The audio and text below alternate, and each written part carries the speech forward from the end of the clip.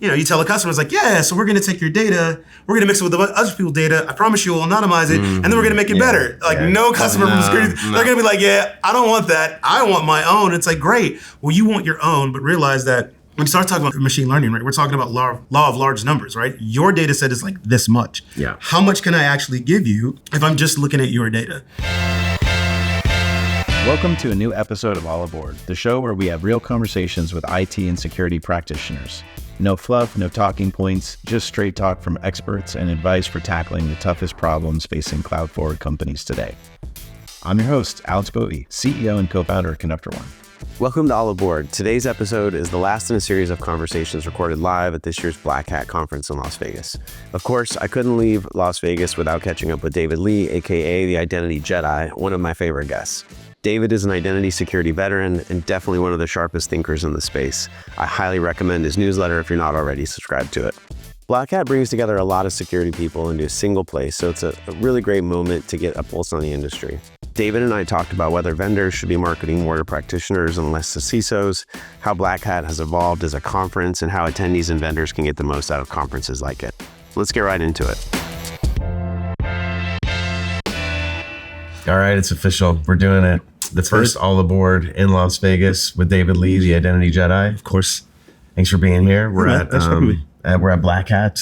We got a beautiful backdrop behind us. Yeah, man, this is nice. I'm jealous. I gotta start talking to the team about getting better locations when we shoot here. You got to get that venture-backed funding, and then Right. get the crew and the suite and all that kind of good stuff. I gotta get some of that. Yeah, that's the key.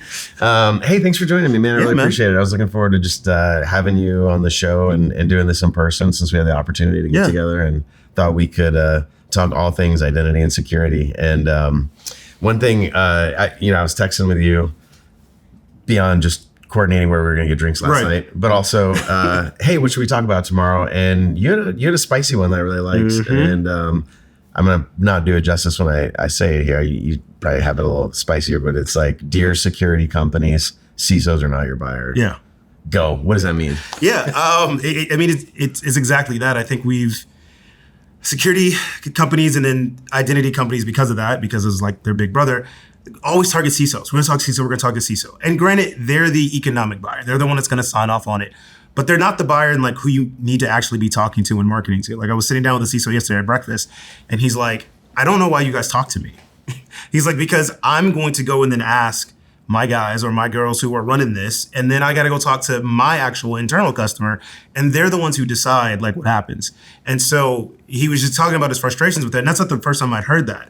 And Ian Glazer and I had a conversation a couple of months ago, and he's like, what if we've just been talking to the wrong people like this entire time, right? And that's why like this thing is so hard, and like the sales cycles are so long. Now granted, identity is hard in and of itself, so we don't need to add into that, and I think we're doing a lot of that.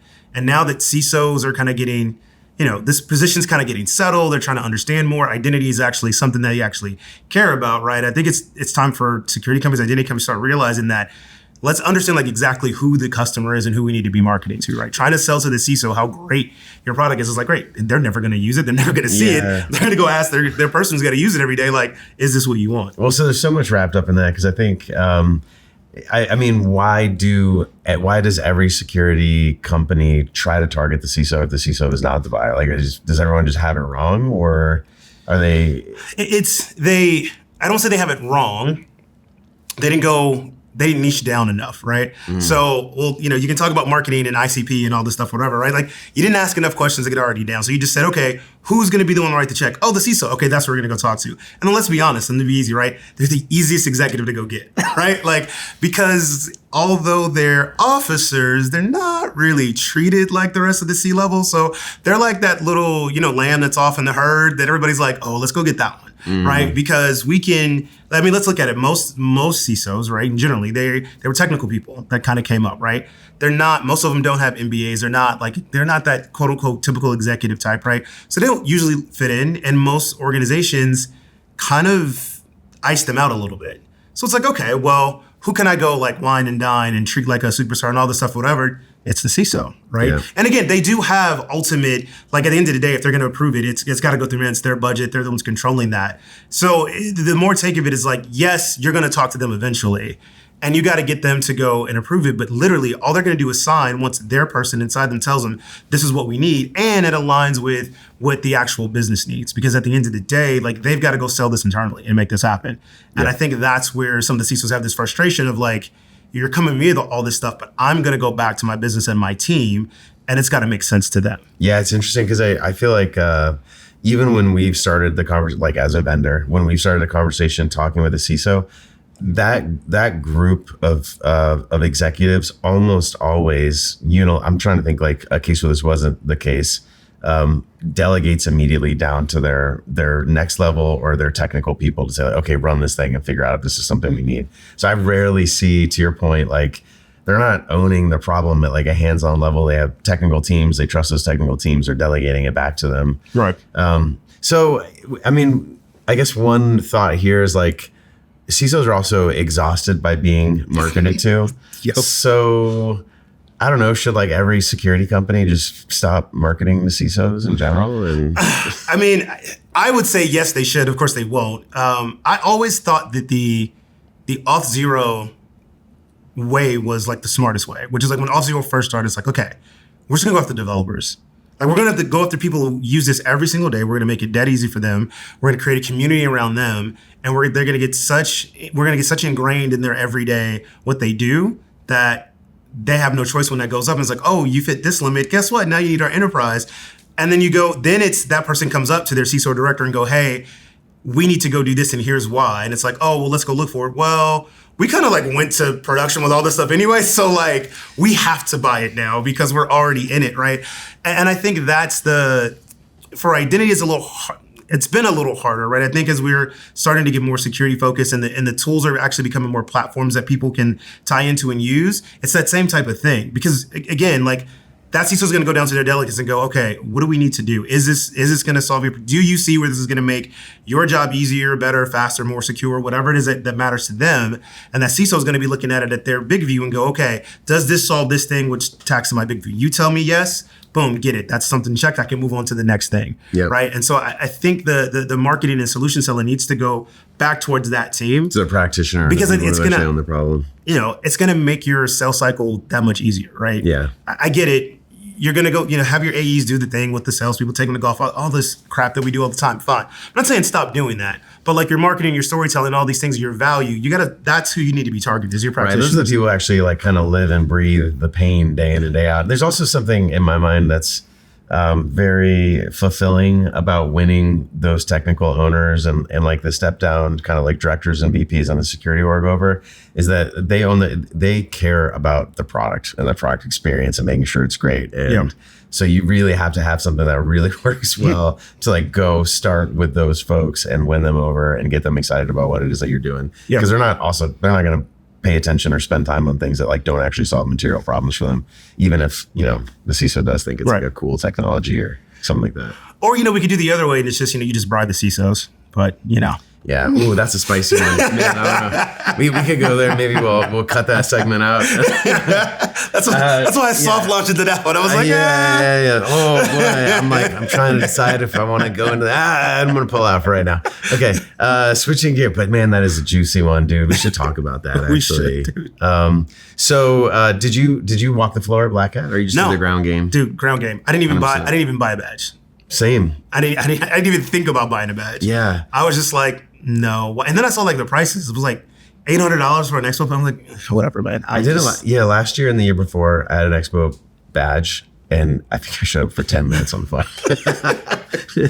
And immediately, you get your badge scanned 10 times. Just walk into the bathroom, and you're like, I'm out of here. I'm done. Yeah. It's all about the ground game. I think that's it. Yeah, and the concentration of security people and practitioners in the area. Did you go to RSA this year? I did the same thing. Yeah. No, I did get an Expo Pass there. Okay. I got an Expo Pass. Spicy take, are RSA and Black Hat becoming the same conference? They're not? Yeah. I thought they were. Okay. I mean, they pretty much are. Yeah. At this point. It seems like a little bit. Yeah. It feels like Black Hat's slightly more practitioner oriented because it's bookended by like B-sides and DEF CON. That's the only reason though. Like I guarantee you if they split, like if Black Hat was a different place and they did B-sides and DEF CON, like you would lose Black Hat would lose all of its coolness, All of right? these. Like it just would. It's because it's just become corporate. Like the last time I actually walked the Black Hat floor, I was like, if one more person says a buzzword to me, that I'm like, and I'm looking at them like, do you know what that means? AI generated next gen zero trust. I just invented a new category right here. Marissa, write that down. It's I don't know. I think it used to be, especially like with the study sessions and stuff like that or whatever. And I think they still have those. But like, number one, I always thought Black Hat was like way overpriced.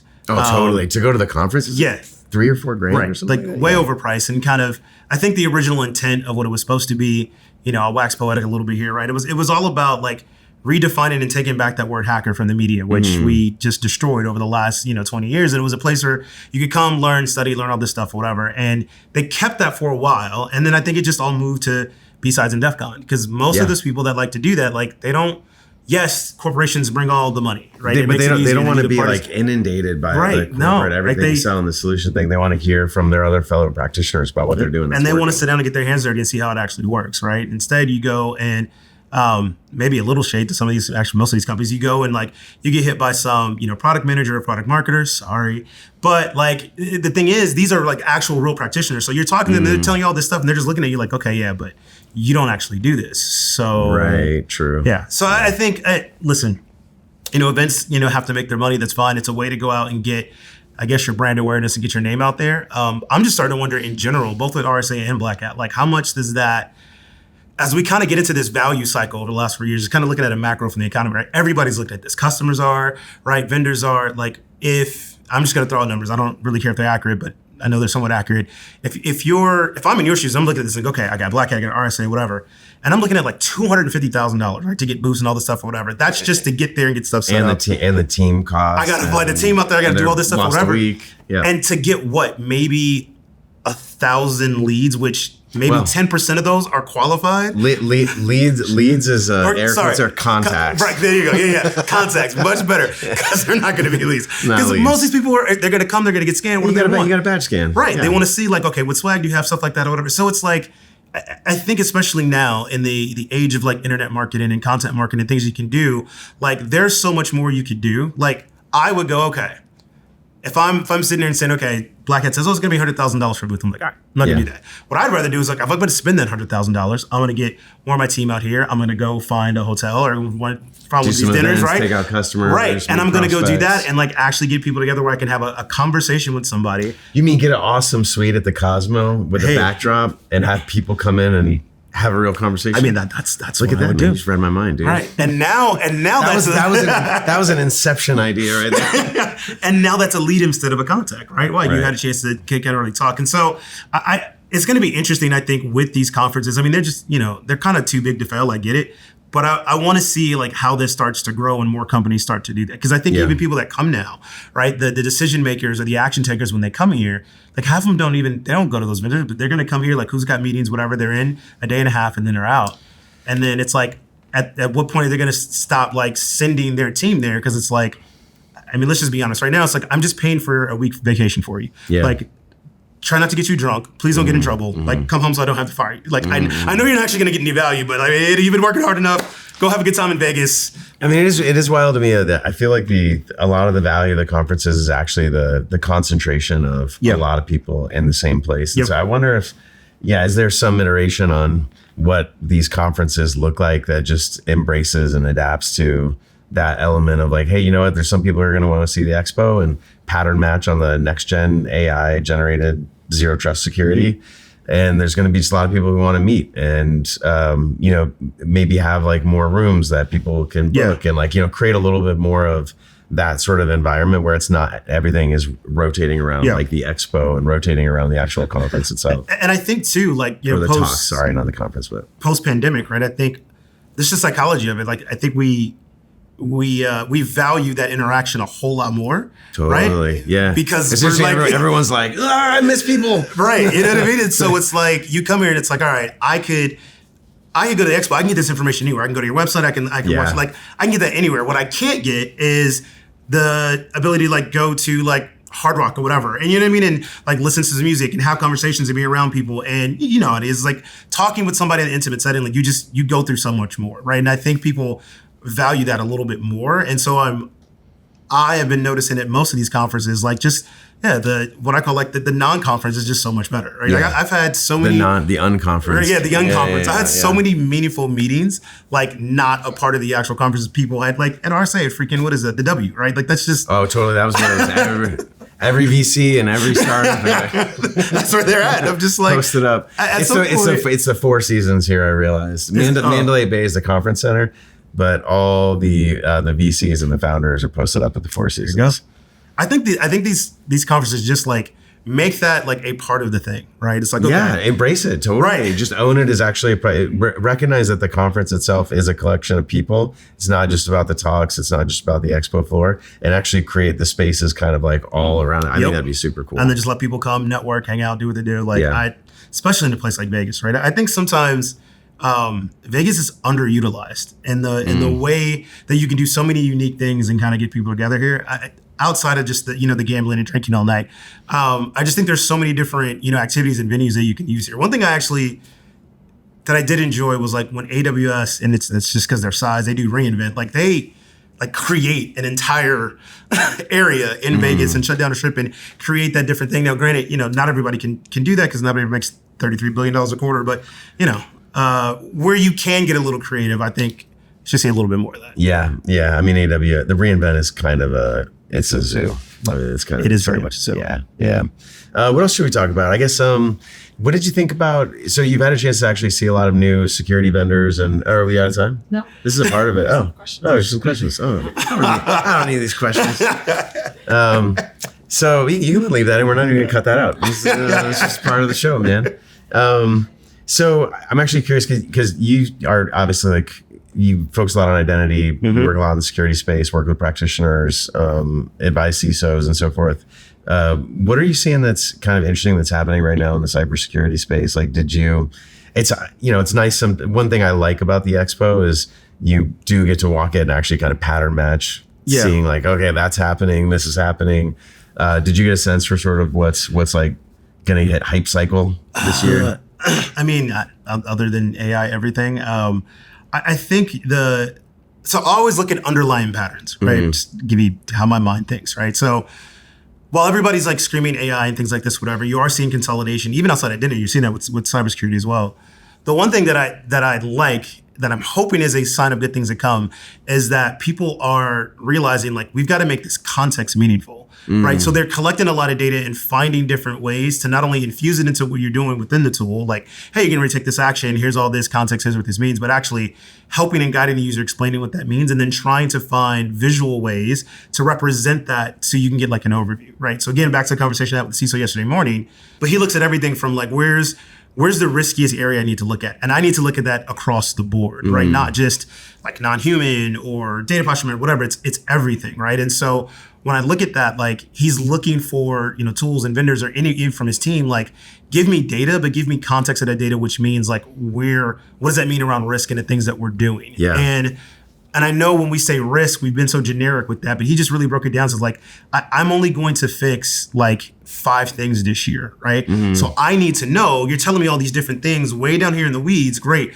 Well, what does that go to the 5 things I need to fix? Is it, I'm fixing things on the front door, right? I'm reducing surface area. I'm reducing risk on my surface area on entry. Am I doing that once they're in and doing compliance? Like, what are these major areas? And you have to tell me like, whatever we're doing, how does that come back up, right? And I think it's on the security side, like you're starting to see some of that, but like barely. I'm seeing the patterns that they're bringing all this together and they're trying to figure out how to bring that data back up and visualize it, right? But they're not quite telling that story yet. Yep. And I think most of it is because it's a lot of data to do. And I think we're still new understanding how to get access to all this data. And then to be fair to the vendors, which I know I'm hard on them because I used to be one, but like the customers don't really know. It's one of those things. It's like, hey, I need some data and I need to be able to look at it quickly. Okay, what type of data do you need? I don't know because I've never seen it. Yeah. But I'll know it when I see it. So just keep throwing stuff at me. And I'm like, no, that's it, right? Yeah. Like I have no problem, but I don't exactly know what the solution is. Yeah.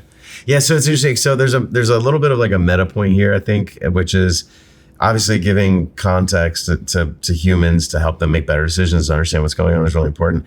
I think does that recognize a little bit that also like humans are kind of like the biggest risk to an organization? Like I kind of feel like that's a theme that I'm sort of like seeing bubble up kind of consistently is really infrastructure security, all that, like all super important. But I was talking to a CISO last night and he was saying, this really surprised me. He said, my biggest risk is insider threats. I was like, whoa, crazy. That's what I just would always assume.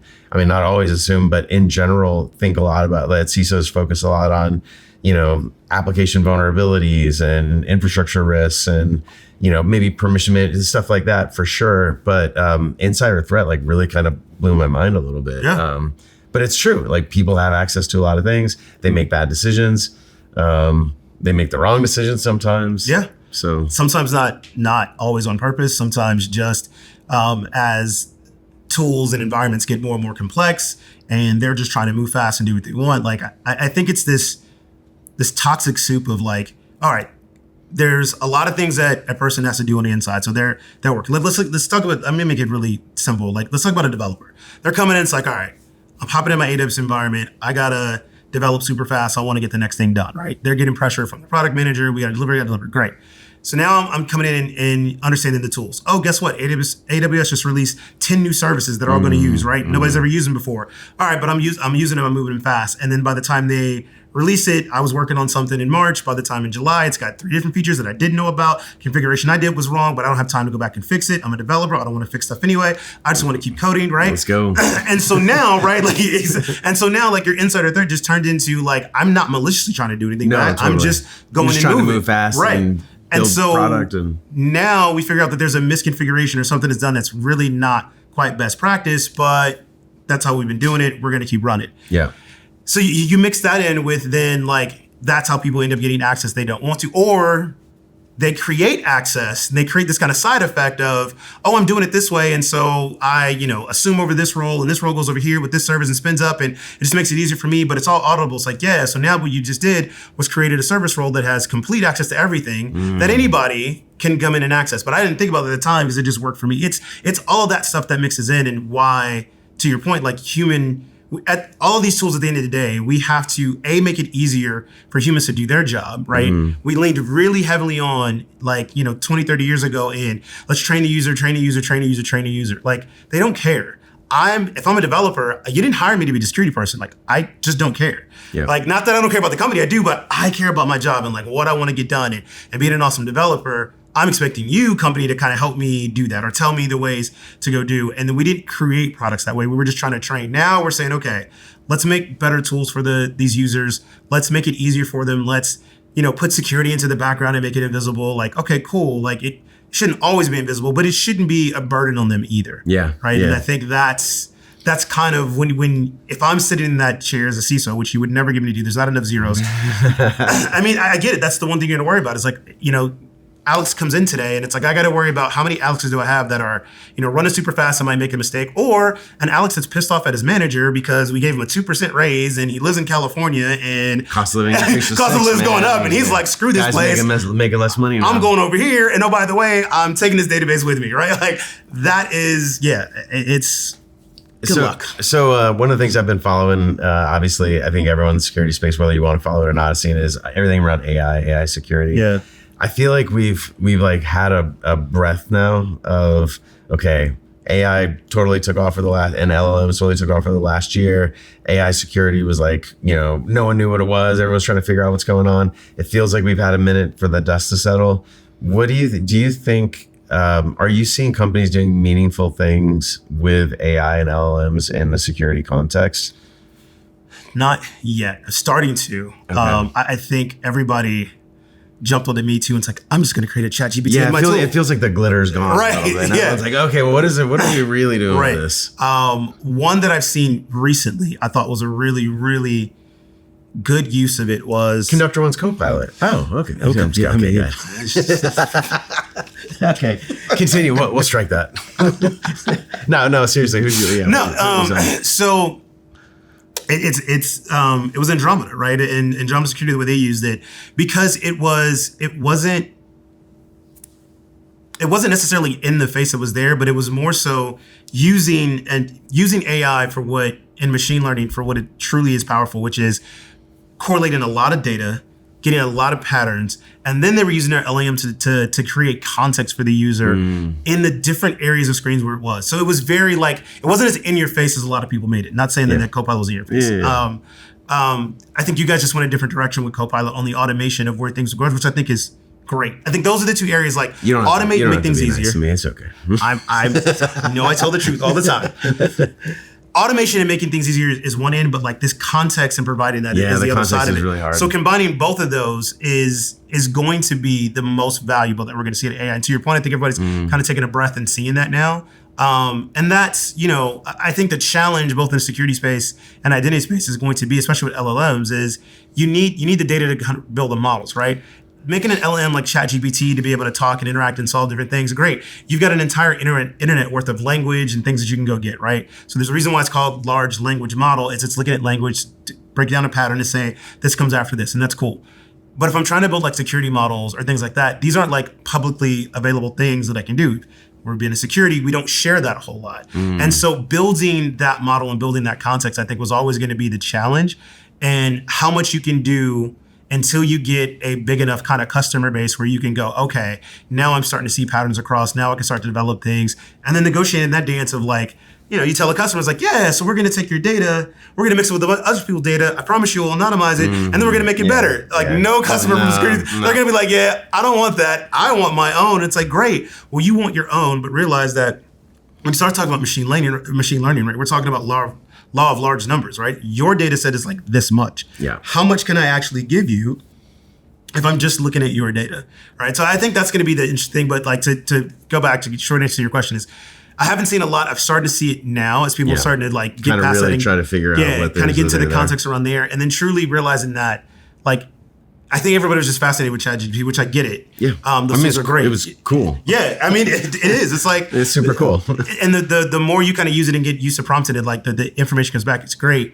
But I wanted to see more around like, okay, but this is a chance to actually automate a lot of these things, right? And change not only how we work within the industry, but like how we perceive that to like the rest of the industry, like auditors and things of that nature. Is like, we want you to do all these things. It's like, yeah, but these are all things that I can automate. I don't have to give a human to do. Because again, as we talk about, like, humans is a business risk. So do I want to give them more complex things to do? How about I not? How about I handle that for them? And you can always come back and review and look, humans always going to be in the loop.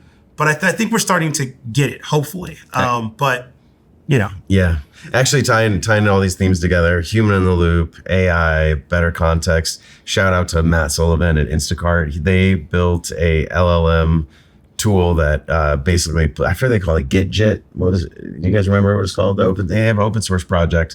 Shout out to Matt Sullivan. Check it out. But it basically looks at the context of jobs and roles and helps make access decisions. Plugs into your different IGA products and things like that. So it's pretty cool. Yeah, well, there goes my weekend. Yeah, check that out.